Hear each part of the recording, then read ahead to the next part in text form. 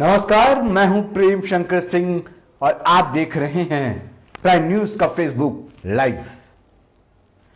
Title देखिएगा, title में क्या लिखा हुआ है। टाइटल में लिखा हुआ है कि ओपी राजभर अखिलेश के लिए सहूलियत है या मुसीबत है। क्यों, ये मैं आपको बताऊंगा, लेकिन आज मैं बात करूंगा उत्तर प्रदेश के पूर्व मुख्यमंत्री अखिलेश यादव की। अखिलेश यादव की बात मैं क्यों करूंगा यह भी आपको आगे बताऊंगा, लेकिन उससे पहले यह मैं आपको बता रहा हूं कि उत्तर प्रदेश के चुनाव के लिए 400 सीटों का टारगेट लेकर चल रहे हैं अखिलेश यादव। और इस टारगेट को हासिल करने के लिए अखिलेश यादव ने ओम प्रकाश राजभर यानी ओपी राजभर को अपना पार्टनर बनाया है। आपको लग रहा होगा कि आज फिर अखिलेश यादव और ओपी राजभर की बात मैं क्यों कर रहा हूं। इसके पीछे भी वजह है, वो भी वजह थोड़ी देर के बाद आपको बताऊंगा। आप देखते रहिए फेसबुक लाइव कि आज इन दोनों की बात मैं क्यों कर रहा हूं और क्यों कह रहा हूं कि ये उनके लिए सहूलियत है, अखिलेश के लिए ओपी राजभर या मुसीबत होंगे। मैं बता रहा था आपको कि ओम प्रकाश राजभर को जो अपना पार्टनर बनाया है अखिलेश यादव ने, वही ओम प्रकाश राजभर जो खुद को राजभर समाज का सबसे बड़ा रहनुमा बताते हैं और महाराजा सुहेलदेव के नाम पर वोट बटोरने की कोशिश में रहते हैं।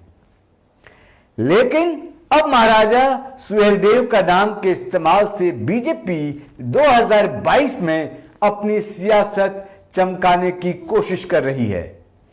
आज एक सामाजिक सम्मेलन में शामिल हुए यूपी के मुख्यमंत्री योगी आदित्यनाथ ने महाराजा सुहेलदेव सिंह का नाम अपने भाषण में कई बार लिया। इस बीच योगी ने कहा कि देश के अंदर सैकड़ों संस्थाओं का नामकरण नेहरू खानदान के नाम है, लेकिन महाराज सुहेलदेव के नाम पर मेडिकल कॉलेज का नामकरण हमारी सरकार ने किया। बहराइच मेडिकल कॉलेज का नाम महाराज सुहेलदेव के नाम पर हमारी सरकार ने किया और योगी आदित्यनाथ ने महाराजा सुहेलदेव को राष्ट्र रक्षक, हिंदू रक्षक और न जाने कितने बड़े बड़े तमगों से नवाजा। साथ ही यह कहा कि और दूसरे दल अपने वोट बैंक खिसक न जाए, इसलिए महाराज सुहेलदेव का नाम नहीं लेते हैं। सीधा हमला अखिलेश यादव पर था। एक समय तक बीजेपी के साथी रहे ओपी राजभर, जो महाराजा सुहेलदेव सिंह के नाम पर राजनीति करके लाइमलाइट में आए, अब उन्होंने बीजेपी से किनारा कर लिया है। तो बीजेपी ने इसका काट निकालना भी शुरू कर दिया है। खुद योगी आदित्यनाथ अब सुहेलदेव सिंह के नाम पर अपनी पार्टी की ब्रांडिंग कर रहे हैं। लेकिन अब आप सोच रहे होंगे कि यूपी की राजनीति में महाराजा सुहेलदेव सिंह और राजभर समाज का नाम इतनी चर्चा में क्यों है, तो इसको आंकड़ों से समझिए। पूर्वी उत्तर प्रदेश की बात करें तो यहां के कई जिलों में राजभर वोटर्स निर्णायक भूमिका में हैं। खासकर बलिया, गाजीपुर, देवरिया, मऊ, चंदौली, वाराणसी, जौनपुर और आजमगढ़ के 7 जिलों की करीब 60 विधानसभा सीटों पर राजभर वोटर्स हार जीत तय करने की क्षमता रखते हैं। इसे देखते हुए सभी प्रमुख दल इस समुदाय को रिझाने की फिराक में हैं। पूर्व मंत्री और सुहेलदेव भारतीय समाज पार्टी के राष्ट्रीय अध्यक्ष ओम प्रकाश राजभर खुद राजभर समुदाय से आते हैं। वहीं भारतीय जनता पार्टी वाराणसी के शिवपुर से विधायक अनिल राजभर को खास रणनीति के तहत प्रमोट कर रही है। लड़ाई कैसी है और किस तरह से चल रही है आप समझ रहे होंगे। हाल ही में बीएसपी प्रमुख मायावती ने भीम राजभर को प्रदेश अध्यक्ष बनाकर अति पिछड़ों को लुभाने का दांव खेला है, क्योंकि पूर्वी उत्तर प्रदेश में राजभर समाज की आबादी करीब 18% है। बहराइच से लेकर वाराणसी तक के 15 जिलों में राजभर समाज का प्रभाव है। देखा जाए तो प्रदेश की 60 विधानसभा सीटों पर राजभर वोटर्स का काफी असर है और पूरे यूपी की बात करें तो कुल जनसंख्या में राजभर समाज की हिस्सेदारी करीब 4% है। ये जब ओपी राजभर की बात होती है तो ये आंकड़े मैं आपके सामने इसलिए रखता हूं कि आप पूरे गणित को समझें और समझें कि राजभर समाज को लेकर ओपी राजभर खुद कैसे राजनीति कर रहे हैं या दूसरी पार्टियां किस तरह से राजनीति कर रही हैं, क्योंकि वो जानते हैं कि राजभर समाज के वोटर्स जो हैं वो कहां हैं और क्या करने की क्षमता रखते हैं। यही वजह है कि राजभर समाज को लुभाने के लिए योगी आदित्यनाथ लगातार मोर्चा संभाले हुए हैं। तो दूसरी तरफ अखिलेश यादव ने ओपी राजभर को अपने साथ जोड़कर राजभर समाज के वोटों को अपने खाते में लाने के लिए ओपी राजभर के साथ जा रहे हैं। ऐसा भी नहीं है कि राजभर समाज का जिक्र पहली बार सियासी गलियारों में हुआ है, बल्कि 60 के दशक में सुहेल देव का जिक्र राजनीतिक दलों ने अपने भाषणों में किया, जिसके बाद बहराइच और आसपास के जिलों में पासी समाज की बहुलता के चलते बीएसपी ने पासी समाज के महापुरुष के रूप में प्रचारित किया। 2002 में बीएसपी से अलग होने के बाद ओम प्रकाश राजभर ने सुहेल देव का राजभर समाज का आइकॉन बताते हुए पार्टी बनाई। सुहेल देव भारतीय समाज पार्टी ने बीजेपी से समझौता कर विधानसभा में 4 सीटें जीती। फरवरी 2016 में तत्कालीन बीजेपी अध्यक्ष अमित शाह ने प्रतिमा का अनावरण किया और पुस्तक का विमोचन किया। सुहेल देव के नाम पर ट्रेन का संचालन शुरू किया गया। 29 दिसंबर 2018 को प्रधानमंत्री नरेंद्र मोदी ने राजा सुहेल देव की याद में डाक टिकट जारी किया था। 16 फरवरी 2021 को पीएम मोदी ने कहा, सुहेल देव के साथ इतिहास ने न्याय नहीं किया। और तो और राजभर समाज के मतदाता यानी वोटर्स कितने महत्वपूर्ण हैं, इसका अंदाजा इसी से लगाया जा सकता है कि बीजेपी ने ओम प्रकाश राजभर का नाता टूटने के बाद अनिल राजभर को प्रदेश में कैबिनेट मंत्री बनाया गया। बलिया जिले के रहने वाले सकलदीप राजभर को राज्यसभा सांसद बनाया गया। मऊ जिले की घोसी लोकसभा से हरिनारायण राजभर को 2014 और 2019 में भाजपा ने अपना उम्मीदवार बनाया। ये सब बातें मैं क्यों बता रहा हूं, ये सब तथ्य आपके सामने क्यों रखे जा रहे हैं, आपको पता है?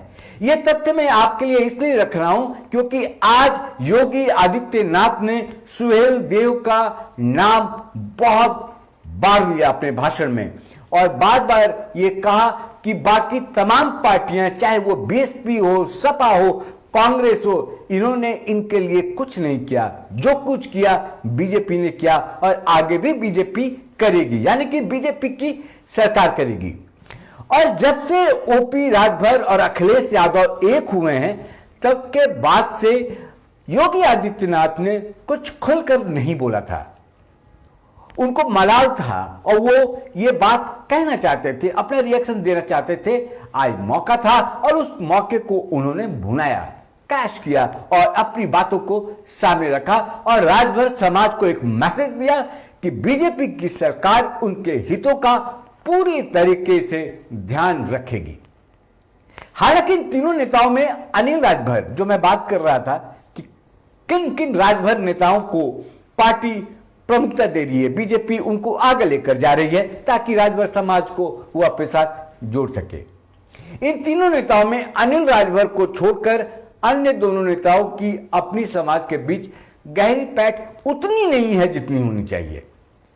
उधर दूसरी तरफ राजभर के साथी बनकर यूपी में, अब थोड़ा आगे बढ़ते हैं, बताते हैं कि इन दोनों का मेल देखिए कैसे कैसे कैसे राजनीति बदलती है। मैं आपको बताता हूं कि कैसे ओपी राजभर ओवैसी से मिलते हैं। ओवैसी के बाद जब उनकी मेल मिलाप हो जाती है, गठबंधन हो जाता है, तब वो कोशिश करते हैं कि बीजेपी के साथ चले जाएं। जब बीजेपी पे बात नहीं बनती है तो उनको लगता है नंबर 2 की पार्टी अखिलेश यादव की पार्टी है जो कि टक्कर में है, वही सबसे बड़ी पार्टी है जो बीजेपी को इस वक्त टक्कर दे रही है।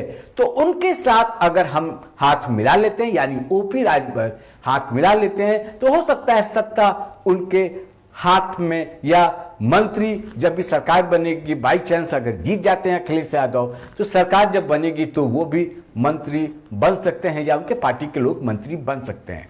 तो इस मौका को वो छोड़ना नहीं चाहते थे, इसलिए वो अखिलेश यादव के साथ हाथ मिला लिए, ओवैसी के नहीं चाहने के बावजूद। तो आज जो बात मैं ये कर रहा हूं कि आज राजभर का नाम योगी आदित्यनाथ ने लिया। जब योगी आदित्यनाथ ने सुहेल देव को, माफ कीजिएगा, सुहेल देव का जो नाम लिया, उसके बाद फिर मैंने सोचा कि अखिलेश यादव और ओपी राजभर के बीच का जो समीकरण है वो कैसा है, 3, और चौथा, इन सब चीजों के बीच ओवैसी कहां है, वो ओवैसी जो कि ओपी राजभर के साथ थे। तो राजभर के साथी बनकर यूपी में जो एंट्री ली थी ओवैसी ने, एआईएमआई ने जो एंट्री ली थी, उसके चीफ असदुद्दीन ओवैसी अभी भी अपने जिद पर कायम हैं और अपने वादे पर भी कायम है कि यूपी की 100 सीटों पर ओवैसी चुनाव लड़ना चाहते थे, चाहते हैं और वो चाहते रहेंगे, यानी कि चुनाव लड़ने की जिद पर अड़े हुए हैं। यानी अखिलेश से अभी कोई समझौता करने का उनका कोई मूड नहीं है। ओपी राजभर और अखिलेश यादव के साथ वो किसी भी तरह का गठबंधन या किसी भी तरह की दोस्ती नहीं करेंगे।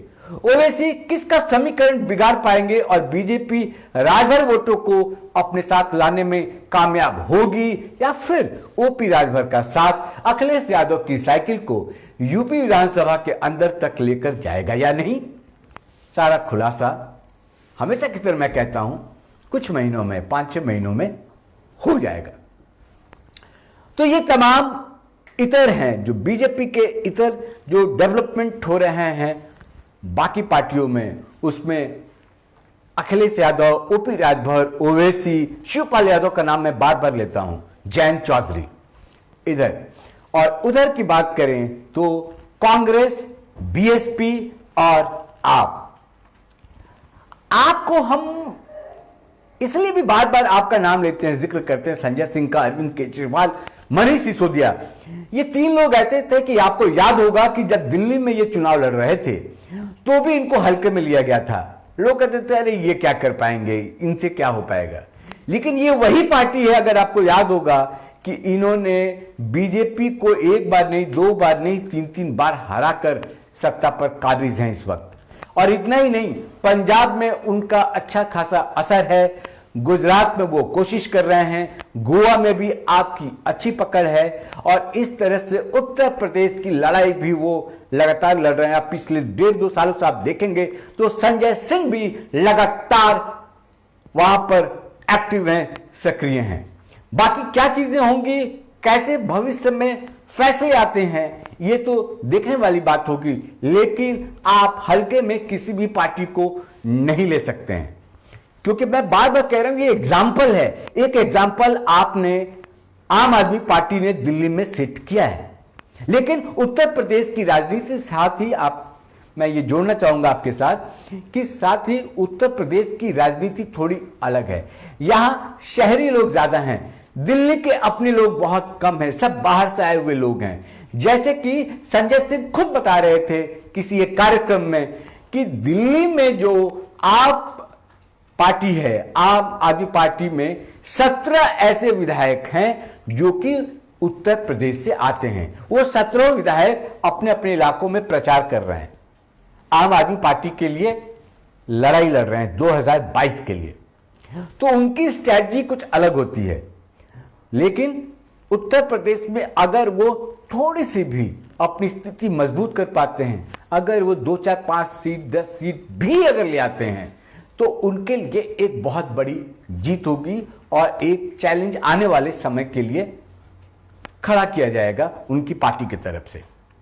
अखिलेश यादव आज हरदोई में थे, और जिस तरह से अखिलेश यादव सड़क पर निकल रहे हैं और जिस तरह से वो प्रचार कर रहे हैं और जिस तरह से उनको समर्थन मिल रहा है सड़कों पर, उससे लगता है कि उनकी लोकप्रियता ऐसी बात ही कम है, थोड़ा एक्टिव कम दिख रहे हैं, फिलहाल कम दिख रहे हैं। अभी वक्त और भी है और वो वक्त जब और नजदीक आएगा तो हो सकता है कि अखिलेश और ज्यादा एक्टिव होंगे। लेकिन फिलहाल अखिलेश यादव का जो फोकस है, अखिलेश यादव नेताओं को, बागी विधायकों को, जिन पार्टियों से जो भी आना चाहता है उसको जोड़ने का काम कर रहे हैं, चाहे वो बसपा से हो, चाहे वो बीजेपी से हो, कांग्रेस से हो या किसी भी दल से हो, वो बस जोड़ने का काम कर रहे हैं। तमाम नेताओं को जोड़ने का काम कर रहे हैं, कार्यकर्ताओं को जोड़ने का काम कर रहे हैं। यानी कि पहले पार्ट में वो पार्टी को मजबूत करने का काम कर रहे हैं, जो जहां से जिस पार्टी के लोग आना चाहते हैं इंडिविजुअल खुद आ जाए या पार्टी जो उनसे गठबंधन करना चाहती हैं वो आ जाए, उसी में सुहेल हुए। क्योंकि मैं बार बार कहता हूं, मैं जब भी उत्तर प्रदेश की राजनीति की चर्चा आपके साथ करता हूं, अंदर खाने की बात मैं आपसे शेयर करता हूं, तो मैं बार बार एक बात आपको बताता हूं, आप भी अपने जहन में जरूर रखिएगा कि जो आदमी, जो अखिलेश यादव, क्योंकि अखिलेश यादव की राजनीति भी अब परिपक्व हो गई है, अब वो बच्चे नहीं रहे। जिस तरह से पहले चुनाव लड़ा, जिस तरह से पहले आए, अब उस तरह से नहीं, अब वो आगे की सोचते हैं। उनको पता है कि ओपी राजभर को साथ तो उन्होंने लाया है, लेकिन वही वो ओपी राजभर हैं कि बहुत दिनों तक या बहुत जल्दी वो पलट जाते हैं। हो सकता है कि वो जिस तरह से ओवैसी का साथ छोड़ा, जिस तरह से वो बीजेपी के पास गए, बीजेपी से उनको उतना भाव नहीं मिला, उसके बाद वो अखिलेश यादव के पास आते हैं और अखिलेश यादव उनको अपने साथ ले लेते हैं। शर्तें क्या होंगी, सीटों का बंटवारा कैसे होगा, ये तो आने वाला वक्त बताएगा। लेकिन जो लोग जुड़ रहे हैं, जो लोग पास आ रहे हैं, उसको अखिलेश यादव उनका स्वागत कर रहे हैं। वो चाहे किसी भी विचारधारा के हों, किसी भी पार्टी के हों, वो पार्टी को जोड़ के अखिलेश यादव आगे चल रहे हैं। अखिलेश यादव की बात, ओपी राजभर की बात, ओवैसी की बात, जयंत चौधरी की बात, अनुप्रिया पटेल की बात, ये छोटी छोटी पार्टियां हैं जो अखिलेश के बाद हैं। अनुप्रिया पटेल बीजेपी के साथ है। इधर आइए, बीजेपी और बाकी उनके साथ जो पार्टियां हैं, निषाद, उधर अनुप्रिया पटेल, ये उधर कांग्रेस, आप और बीएसपी, ये तीन पार्टियां हैं। बीएसपी तीसरे नंबर का ले सकते हैं और चौथे नंबर के लिए आप और कांग्रेस में मैं बहुत ज्यादा अंतर नहीं मानता, क्योंकि कांग्रेस इतनी पुरानी पार्टी होने के बावजूद उसके राज्य में वैसे ही हालात हैं जैसे आपके हैं। यानी कि उनके पास भी कुछ खोने को नहीं है, जो कुछ मिलेगा उनको मिलेगा, उनको लाभ ही होगा, उनको फायदा ही होगा। दूसरी तरफ मेरा एक आकलन और है, खासकर कांग्रेस पार्टी को लेकर, प्रियंका गांधी को लेकर, जब जिक्र उत्तर प्रदेश की राजनीति की हो रही है, तो ये भी आप सुनिए इस बात को कि प्रियंका गांधी ने जो एक दांव चला है कि इस बार वो 40% महिलाओं को टिकट दे रही। आप थोड़ा सोशियोलॉजी में जाइए, सामाजिक विज्ञान जो है उसका जो विद्यार्थी रहा होगा या जो उसको समझता होगा, थोड़ा समझिएगा। उन्होंने महिलाओं को कहा है कि 100 में से 40 सीटें हम महिलाओं को देंगे। लेकिन उत्तर प्रदेश की राजनीति में दबंग जो नेता होते हैं, जो दबंग हैं, उनकी जो परिपाटी ऐसी रही है कि उनकी ज्यादा चलती है। वो पुरुष प्रधान प्रदेश है, वो दिल्ली नहीं है, वो बैंगलोर नहीं है, वो एक कोलकाता का चुनाव नहीं है। तो जो पुरुष जो चुनाव लड़ते हैं वो दबंगई के साथ जो चुनाव लड़ते हैं, और जो पैसे का जो खेल होता है राजनीति में, वो जितना सक्षम होंगे, क्या महिलाएं भी उतनी सक्षम होंगी? क्योंकि बहुत दिनों से पार्टी सत्ता में नहीं है कांग्रेस। जब कांग्रेस सत्ता में नहीं है तो जो तैयारियां होनी चाहिए, जो लाव लश्कर होना चाहिए और जो एक मजबूती होनी चाहिए, वो नहीं है। क्योंकि अभी तक कैंडिडेट उत्तर प्रदेश में नहीं है। चुनाव जीतकर बहुत दिनों से कांग्रेस के लोग नहीं आए हैं, खासकर महिलाएं सामने नहीं आई हैं। तो वो कौन सी महिलाएं हैं? वो किनको चुनेंगी, किस तबके की होंगी, आर्थिक रूप से उनका क्या हैसियत होगा और समाज में वो किस तरह से और कितना एक्टिव है। सिर्फ महिलाओं को खड़ा कर देना मुझे लगता है एक रिस्की कदम है। हालांकि ये मतलब साहसपूर्ण है, लेकिन रिस्क से भरा पड़ा है। मैं बार बार कह रहा हूं कि प्रियंका गांधी ने जो फैसला लिया है, जो अनाउंसमेंट उन्होंने किया है, यह बहुत ही साहसपूर्ण बात है। साहस दिखाता है प्रियंका गांधी को और वो महिलाओं को आगे लेकर आती हैं। लेकिन जो पुरुष उनके कार्यकर्ता थे और जो अब तक ये उनको लग रहा था कि इस बार 2022 का वो चुनाव लड़ेंगे, तो जाहिर सी बात है कि उनका ही टिकट काटकर महिलाओं को दिया जाएगा। और जब महिलाएं चुनाव लड़ेंगी तो उनका कितना साथ मिलता है और जो महिलाओं को टिकट मिलेगा वो कितनी मजबूत हैं। तो मुझे लगता है कि जो कुछ हो सकता था, कुछ फायदा होता तो कहीं ये भारी ना पड़ जाए प्रियंका गांधी को। लेकिन फिर भी जो उन्होंने कदम उठाया है उसकी तारीफ की जानी चाहिए। लेकिन आंकड़ों की नजर से, प्रैक्टिकल तरीके से अगर आप देखेंगे, व्यवहारिक रूप से अगर आप चीजों को देखेंगे, तो मुझे लगता है कि ये दांव कहीं उल्टा प्रियंका गांधी को नहीं पड़े। हालांकि मैं इसका समर्थक हूं, महिलाओं को आगे लाना, महिलाएं चुनाव लड़ें, इसका भी मैं समर्थक हूं। लेकिन हार और जीत की जब बात आती है और जब नंबर्स की बात आती है, उसके मुताबिक मेरा जो आकलन है, मुझे लगता है कहीं ऐसा हो ना, कहीं प्रियंका अपने फैसले पर उनको पछताना ना पड़े।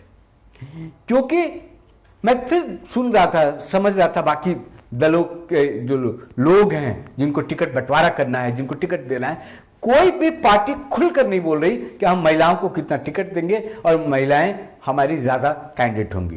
क्योंकि सबको पता है कि जीतना है और जीतने में और जीतने के लिए वहां, माफ कीजिएगा, वहां इमोशंस काम नहीं आते। तो ये उत्तर प्रदेश की अभी तक कि ये राजनीति है और इस राजनीति में अभी जो कुछ चल रहा है वो मैं बता रहा था आपको।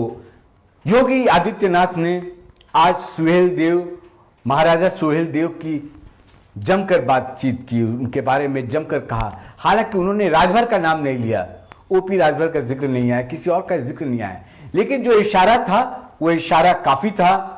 जिनको मैसेज उनको देना था वो मैसेज उन तक पहुंच गया होगा।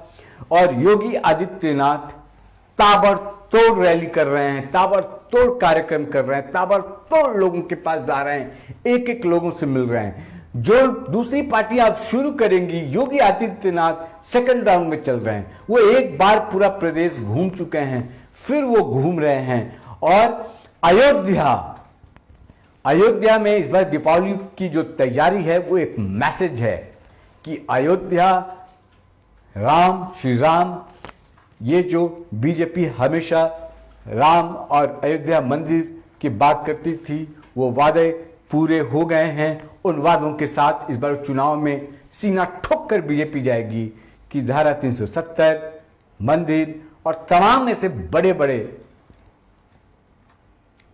ट्रिपल तलाक, ऐसे कंट्रोवर्शियल जो मामले थे, विवादास्पद जो मामले थे, सबको उन्होंने उसका निराकरण किया और वो जो वादे किए थे उसको पूरा किया और उस वादे के साथ वो आएंगे। इसलिए उसको कैश कराना चाहते हैं। जो इतने सालों तक जिसकी लड़ाई बीजेपी ने लड़ी, अगर आज वो काम हो रहा है तो ये प्रदेश के एक एक जनता को ये बात जाननी चाहिए और ये काम बीजेपी कर रही है। भव्य तैयारी है, पूरे प्रदेश भर में दीपोत्सव मनाया जा रहा है। एक हफ्ते का कार्यक्रम वो अलग है, अयोध्या में अलग कार्यक्रम हो रहा है। योगी आदित्यनाथ आज उसी का एक आकलन करने गए थे, उसका निरीक्षण करने गए थे, देखने गए थे कि किस तरह की तैयारी है।